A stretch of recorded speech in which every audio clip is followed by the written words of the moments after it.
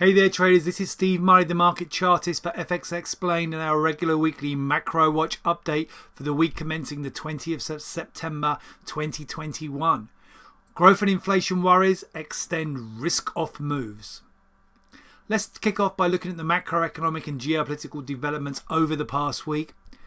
Well, we've had ongoing growth and inflation concerns which have left global financial markets in risk-off mode and still vulnerable to further erratic risk-off moves. Global growth concerns have been sparked by three main factors. Firstly, we have ongoing supply chain worries fueling inflation fears.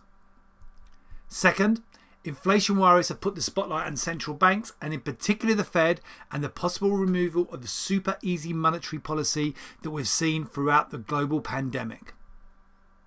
And third, the ongoing global spread of the COVID-19 Delta variant and worries about the new variants, with the mu variant being closely monitored, have weighed on growth concerns.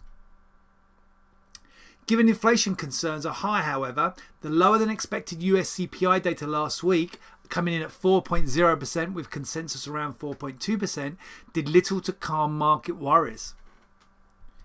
In addition, inflation in the UK leapt to 3.2% in August, its highest level in over 9 years. And Philip Lane, ECB chief economist, was reported as saying he expects the ECB 2% inflation target to be hit by 2025, meaning that Eurozone interest rates could be on the rise by 2023. Now let's look at the global financial market developments for last week ending 17th of September 2021. Well, European stocks led global stock indices lower in here highlighted by the DAX pushing lower into late September. The US dollar benefited, a better US dollar recovery and bounce that we saw from early September extending into the latter part of the month in here. In the risk-off mode, the US dollar seen as a safe haven. And on the basis of that, the US dollar strength seeing EUR USD weakness, and the pound also looking slightly more vulnerable against the dollar after losses earlier this year. Gold lost ground, the rebound that we've seen in here from the summer fading through September in here, extending lower last week as the US dollar rose. But the crude oil future remains strong, pushing to another new recovery high from August in here, pushing back up to peaks seen in the summer. However, copper is fading, pushing lower last week with that US dollar strength. Now let's take a look at the week ahead, the week commencing the 20th of September 2021. Well, we're still monitoring the impact of the global spread of the COVID-19 Delta variant and watching out for developments with the mu variant.